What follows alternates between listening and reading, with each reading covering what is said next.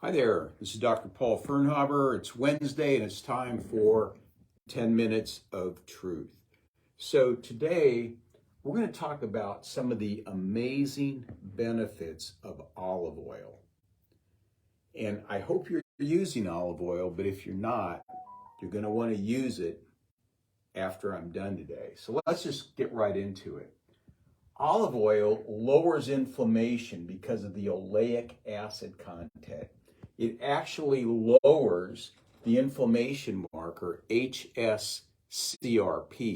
Now, HSCRP is a marker for general inflammation, but inflammation of the coronary arteries. And I use it all the time in my office in my blood work.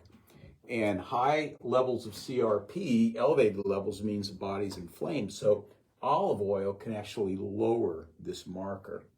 The second thing is 32 studies shows that olive oil, regular consumption of olive oil reduces the risk of stroke.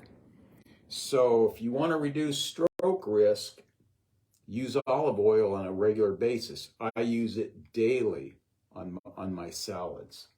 Number 3, olive oil lowers blood pressure, it lowers LDL cholesterol, and it modulates blood glucose. Modulating meaning it brings it more to normal. Now that leads me into number 4. Olive oil lowers the risk of diabetes and it elevates insulin sensitivity. And insulin sensitivity is a chronic problem in our culture today. People are insulin sensitive because they're eating too much sugar and they're not exercising enough. And elevated levels of insulin produce elevated levels of inflammation. It increases your risk for cancer and causes all kinds of problems in the human body. So regular use of olive oil can really help with this. Taken daily, olive oil can eliminate H. pylori infection. And it showed that it reduced that in 10 to 40% of people in 2 weeks. Now, why is it important? Because an overload of H. pylori in your body causes ulcers. That's the primary cause of ulcers. So taking this can actually kill H. pylori. In fact, this was proven by lab tests, even H. pylori that's resistant to antibiotics. So if you know people who are suffering with ulcers, they probably have an H. pylori overload, and olive oil can help with this. And you can just take it straight. Just take, tablespoon 3 times a day and chase it with water or whatever. Many olive oils are diluted with canola and vegetable oil. So there's a lot of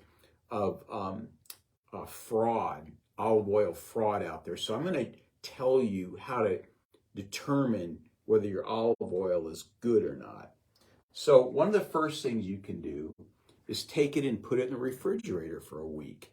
And if it starts to congeal and get very cloudy and thick, then it's probably good. Okay, you probably got real olive oil. If it does not do that, then you've got fake olive oil or olive oil that's been diluted with canola oil or other vegetable oils like corn oil or safflower oil. Another thing that you want to do is when you buy olive oil, look for the Council of Olive Oil or the California Olive Oil Council seal for good oil. So anytime you get olive oil that's grown in California, it's going to be good, okay? And you look for this seal, COOC, or the EVA, Extra Virgin Alliance, or this series of letters, UNAPROL, which signals a pure product. So you want to make sure that your olive oil is good. Now, one place to get good olive oil is your extra virgin Kirkland olive oil at Costco is a good olive oil. They have some other olive oils there that I think are pretty good too that I've used. But that one actually has the COOC seal for good olive oil. So make sure that when you buy olive oil, it has a COOC, the EVA, or the UNA PROL to signal a pure product. And if you're unsure of it, put it in the refrigerator, leave it there for a week, and let's see what happens.